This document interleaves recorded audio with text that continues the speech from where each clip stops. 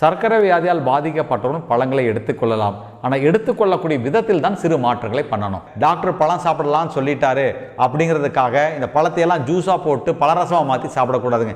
தாராளமாக தர்பூசணி பழம் சாப்பிடலாம். பட் எடுத்துக்கூடிய அளவு கரெக்டாக வச்சுக்கணும். உங்கள் கண்ணுக்கு முன்னாடி ஒரு பிஸ்கட் பாக்கெட் ஒரு கடையில் இருக்குது, வாழைப்பழம் இருக்குது. அப்போ எதை எடுத்துக்கலான்னு பார்த்தீங்கன்னா கண்டிப்பாக வாழைப்பழம் எடுத்துக்கலாங்க. வாழைப்பழம், சப்போட்டா பழம், சீத்தாப்பழம் இது போன்ற அதிக இனிப்பை கொடுக்கக்கூடிய பழங்களை தவிர்த்தரலாம். ஓரளவு கடித்து சாப்பிடக்கூடிய பக்கத்தில் இருக்கக்கூடிய பழத்தை எடுத்துக்கலாங்க. ஆப்பிள் எடுத்துக்கலாம், ஆரஞ்சு எடுத்துக்கலாம்.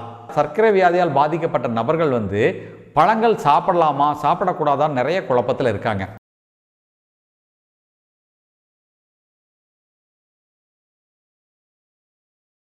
இன்னைக்கு நான் பேசக்கூடிய தலைப்பு எதை பற்றி பார்த்தீங்கன்னா சர்க்கரை வியாதியால் பாதிக்கப்பட்டவர்கள் என்ன மாதிரி பழத்தை சாப்பிடலாம் அப்படிங்கிறதானுங்க. பொதுவாக பார்த்தீங்கன்னா இன்னைக்கு நம்ம நாட்டில் ஒரு நல்ல ஒரு மாற்றம் நடந்துட்டு வருது. குறிப்பாக பார்த்தீங்கன்னா இன்னைக்கு நீங்கள் எங்கே போனாலும் நிறைய பழக்கடைகளை பார்க்கலாம். எல்லா ரோடு ஓரங்களிலும் பார்த்தீங்கன்னா ஒரு முக்கியமான ஜங்ஷனில், முக்கியமான சந்திப்புகளில் பார்த்தீங்கன்னா நிறைய பழக்கடைகள் வந்துருச்சு. பழம் சாப்பிடக்கூடிய பழக்கம் இன்னைக்கு மக்கள் மத்தியில் அதிகமாக இருக்குது. இது ரொம்ப சந்தோஷம் கொடுக்குற விஷயம் தாங்க. அதே நேரத்தில் பார்த்தீங்கன்னா நிறையா சர்க்கரை வியாதியால் பாதிக்கப்பட்ட நபர்கள் பழங்கள் சாப்பிடலாமா சாப்பிடக்கூடாதான்னு நிறைய குழப்பத்தில் இருக்காங்க. ஒரு விஷயத்தை நல்லா புரிஞ்சுக்குங்க. சர்க்கரை வியாதியால் பாதிக்கப்பட்டவரும் பழங்களை எடுத்துக்கொள்ளலாம். ஆனால் எடுத்துக்கொள்ளக்கூடிய விதத்தில் தான் சிறு மாற்றங்களை பண்ணணும். எடுத்துக்காட்டாக பார்த்தீங்கன்னா சர்க்கரை வியாதியால் பாதிக்கப்பட்டவங்க ரொம்ப அதிக இனிப்புள்ள பழங்களை தவிர்த்தரலாங்க. குறிப்பாக சொல்லப்போனால் மாம்பழம், பலாப்பழம், வாழைப்பழம், சப்போட்டா பழம், சீத்தாப்பழம் இது போன்ற அதிக இனிப்பை கொடுக்கக்கூடிய பழங்களை தவிர்த்தரலாம். பட் அதை தவிர்த்து பார்த்தீங்கன்னா நீர்ச்சத்து மிகுந்த பழங்கள் இருக்குது. இப்போ பார்த்தீங்கன்னா தர்பூசணி, தாராளமாக தர்பூசணி பழம் சாப்பிடலாம். பட் எடுத்துக்கூடிய அளவு கரெக்டாக வச்சுக்கணும். தர்பூசணி பழம் டாக்டர் சாப்பிட சொல்லிட்டாருன்ட்டு ஒரு அரை தர்பூசணி காலி பண்ணால் நல்லது கிடையாதுங்க. சுகரை தூக்கி அடிச்சிடும். அதே மாதிரி பார்த்தீங்கன்னா இந்த மஸ்க் மலான்னு சொல்லுவாங்க, அந்த பெங்களூர் முலாம்பழம் பார்த்தீங்கன்னா உள்ளுக்குள்ளே அப்படியே ரோஸ் கலரில் இருக்கும். ஸோ அற்புதமான விட்டமின் ஏ சத்து நிறைந்த பழம், அதாவது பீட்டா கரோட்டின் நிறைந்த பழம் அது. ஸோ அந்த பழம் பார்த்தீங்கன்னா இனிப்பு ரொம்ப கம்மியாக இருக்கும், நீர்ச்சத்து அதிகமாக இருக்கும், நிறைய விட்டமின்ஸ் மினரல்ஸ் இருக்கும். அதை தாராளமாக எடுத்துக்கலாங்க.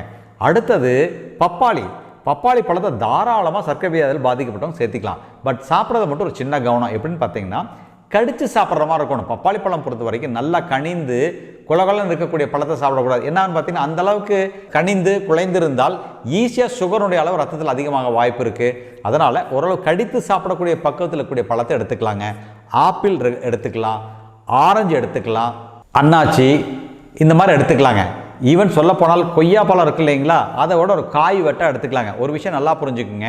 கொய்யா பழம்னு ஏன் பேர் வந்துச்சுன்னா கொய்யா பழங்கிறது கொய்யா, அதாவது பறிக்காமல் மரத்திலிருந்து கீழே விழுந்து எடுத்து சாப்பிடக்கூடிய பழம் தான் கொய்யா பழம், சரிங்களா? ஆனால் சர்க்கரை வியாதியில் பாதிக்கப்பட்டவங்க அந்த மாதிரி கனிந்த கொய்யா பழத்தை சாப்பிடக்கூடாதுங்க. அதுக்கு பதிலாக கடித்து சாப்பிடக்கூடிய பக்கத்தில் கூடிய அரை வெட்டாக இருக்குன்னு சொல்லுவாங்க இல்லைங்களா, பாதி பழம் பாதி காயாக இருக்கக்கூடிய அந்த மாதிரி விஷயத்தை அந்த மாதிரி பழத்தை எடுத்துக்கலாங்க. இன்னும் சொல்ல போனால் நீங்கள் பிரயாணம் பண்ணிட்டு இருக்கீங்க, பசி எடுக்குது, அந்த நேரத்தில் உங்கள் கண்ணுக்கு முன்னாடி ஒரு பிஸ்கட் பாக்கெட் ஒரு கடையில் இருக்குது, வாழைப்பழம் இருக்குது. அப்போ எதை எடுத்துக்கலான்னு பார்த்தீங்கன்னா கண்டிப்பாக வாழைப்பழம் எடுத்துக்கலாங்க. பிஸ்கட்டை தவிர்த்தரலாம்.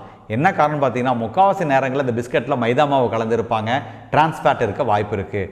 அதனால் அந்த நேரத்தில் வாழைப்பழம் சிறந்த உணவாக இருக்கும். இன்னும் சொல்லப்போனால் வாழைப்பழத்தில் 95% பார்த்தீங்கன்னா நீர்ச்சத்து தான். அது மட்டும் இல்லாமல் விட்டமின்ஸ், மினரல், செரட்டோனின் சொல்லக்கூடிய சில முக்கியமான வேதிப்பொருள் அதில் இருக்குது.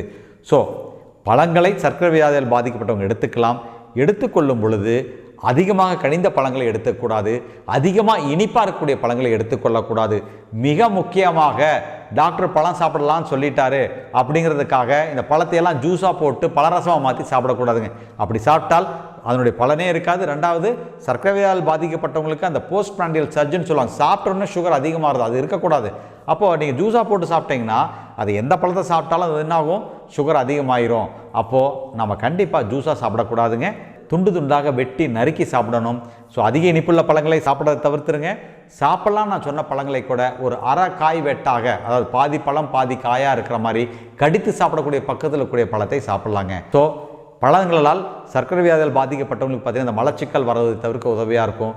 நல்ல முக்கியமான விட்டமின்ஸ் அண்ட் மினரல்ஸும் கிடைக்க வாய்ப்பு இருக்குங்க. ஸோ உணவை சரியான விதத்தில் அணுகும் பொழுது அதனால் பிரச்சனை வராதுங்கிறது தாங்க உண்மை. மேலும் இது ரீதியான சந்தேகம் இருந்தால் உங்கள் உணவு ஆலோசனையுடன் கலந்து ஆலோசிக்கும் போது தெல்ல தெளிவான ஒரு ஐடியா உங்களுக்கு கிடைக்கலாங்க. ஸோ இந்த காணொளி பிடித்திருந்தால் லைக் பண்ணுங்கள், சப்ஸ்கிரைப் பண்ணுங்கள், தொடர்ந்து இணைந்து எங்களுடன் பயணம் செய்யுங்கள். நன்றி, வணக்கம்.